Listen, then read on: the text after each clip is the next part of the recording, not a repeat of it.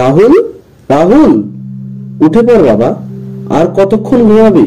এখন সকাল 9টা বাজে। ওঠ বাবা। আরে বাবা, আজ তো রবিবার, আর একটু ঘুমাই না। না বাবা, আর ঘুমাতে হবে না। তোমার সামনে পরীক্ষা।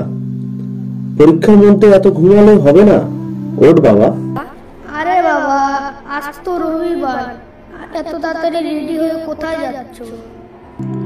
অফিসে কাজের চাপ খুব বেশি, তাই রবিবারে অফিসে যেতে হচ্ছে। এই ফালতু কাজ কেন করো বাবা? তুমি জানো আমার বন্ধুর বাবারা কত বড় বড় চাকরি করে, তাদের কত টাকা বেতন। আমার বন্ধুদের কাছে লেটেস্ট ফোন আছে, স্টাইলিশ জামা আছে, স্টাইলিশ জুতো আছে। ওদের জীবন যাপনের ক্লাসটাই আলাদা। তুমি জানো ওদের বাবারা এসি গাড়ি ছাড়া মাটিতে পা পর্যন্ত রাখে না। তুমিও ওদের মতো একটা কিছু করো না বাবা। তুমি এমন কিছু করো যাতে আমি আমার বন্ধুদের মতন চলতে পারি।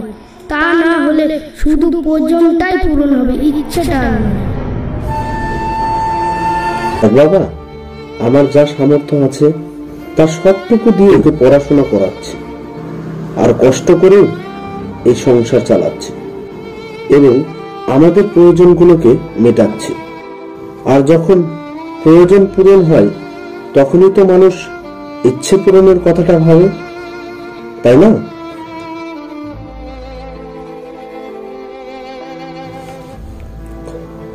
এই নে আপাতত 10,000 টাকা, ব্যাংকে জমা করে দিস। এই সপ্তাহে লোনের কিস্তি দিতে হবে। আর হ্যাঁ, আগের বারের মতো ফালতু খরচা করবি না কিন্তু, বুঝলি? খাবারটা ঘরে রাখা আছে, খেয়ে নিস। আবার সেই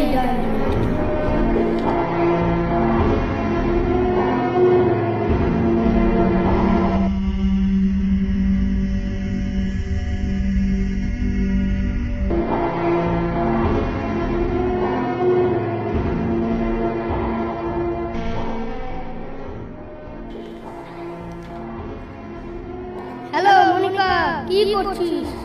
আরে বাড়িতে বসে বসে অনেক বোর হচ্ছি। তোদের বাড়িতে চলে যাব, তোর হোম থিয়েটারের সিনেমা দেখবো। কি ঘুমাচ্ছিস? আরে শোন না, মজা হবে। জানিস আজ বাবা আমাকে পার্টি করার জন্য 10,000 টাকা দিয়েছে। আর হ্যাঁ, বান্টিকেও ডেকে নিস, দিচ্ছি ব্যাংকের কিস্তি।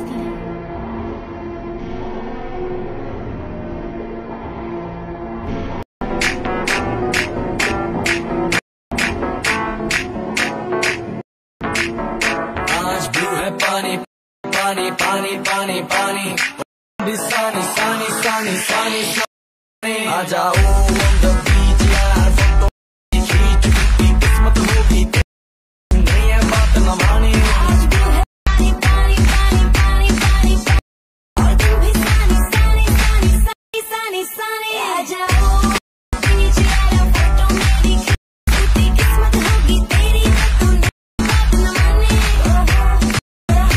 আরে বাহ, তোর হোম থিয়েটারটা তো দারুণ। 6 লাখের বুঝলি?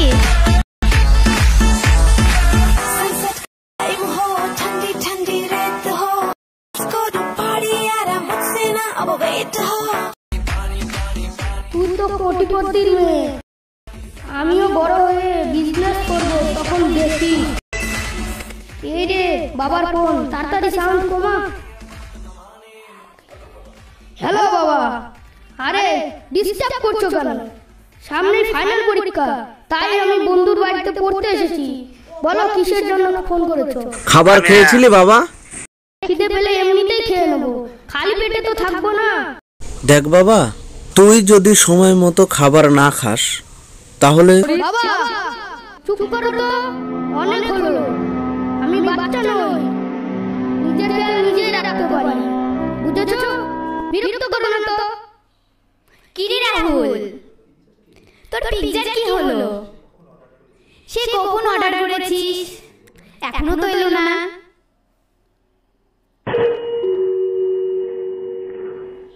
আরে দাঁড়া দাঁড়া, 15 মিনিট তো লেট হয়েই গেছে।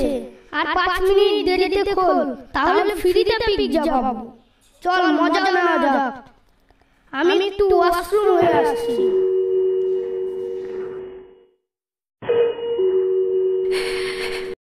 গুড আফটারনুন ম্যাম, এই নিন আপনার পিৎজা। কি ব্যাপার আঙ্কেল, এত দেরি করলেন যে? ম্যাম, আসলে লিফট বন্ধ ছিল তো, তাই পায়ে হেঁটে উঠে এসেছি। এগুলো সব বাহানা, দেরি করা আপনাদের স্বভাব। লজ্জা করে না মিথ্যা কথা বলতে?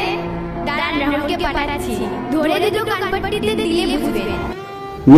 ম্যাম সরি ম্যাম, এবারের মতো টাকাটা দিয়ে দিন, পরের বার থেকে আর দেরি হবে না। এই সমস্তই হলো এদের নাটক। একেই তো পিৎজা দেরি করে আনবে, তারপর আবার পুরো টাকা চাই। আরে রাহুল, তুই একে দেখে নে, আমি একটু আসি।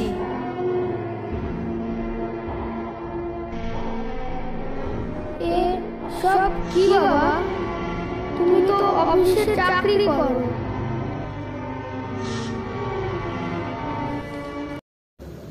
হ্যাঁ স্যার, আসলে কি জানেন তো, আমার একটা ছেলে আছে, তার নাম রাহুল। সে অনেক বড় কলেজে পড়ে। তার পড়াশোনা খরচ চালানোর জন্য ব্যাংক থেকে লোন নিয়েছিলাম। গতকাল সেই লোনের কিস্তির জন্য 10,000 টাকাও দিয়েছি। সেটা পরিশোধ করার জন্য এসব কাজ আমাকে করতে হচ্ছে। স্যার, প্লিজ পিৎজাটা নিন আর বিলটা দিন। আসলে এরপর আরো 2 জায়গায় ডেলিভারি দিতে হবে তো, আর যদি সেখানেও লেট হই তাহলে আমাকে মারের হাত থেকে বাঁচানোর জন্য আর ছেলে থাকবে না।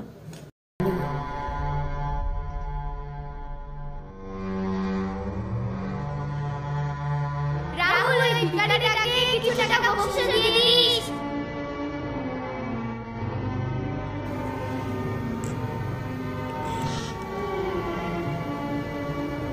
স্যার, আমার বকশিশ। সরি বাবা, আই এম সরি। আজ আমার জন্যই তোমাকে এসব করতে হচ্ছে, আর আমার জন্যই অপমানিত হতে হচ্ছে তোমাকে। দেখ বাবা, আমার তো শুধু অফিসের কাজ করলেই দিন চলে যায়। এসব কাজ করার আমার কোনো প্রয়োজন পড়ে না, কিন্তু তাও এই দুটো কাজ করছি যাতে প্রয়োজনের সাথে সাথে তোর ইচ্ছাগুলোকেও পূরণ করতে পারি। কিন্তু আমি ভাবতে পারিনি তুই আমাকে এইভাবে ধোঁকা দিবি। আই এম সরি বাবা, আই এম সরি। পড়াশোনা করতে আমি কলেজে যাই ঠিকই, কিন্তু আসল শিক্ষা যে কি সেটা তোমার কাছ থেকে শিখলাম। আই এম সরি বাবা, I am sorry. I promise বাবা, আই প্রমিস। এরকম ভুল আর কখনোই হবে না। ধর বোকা ছেলে, ওঠ ওঠ।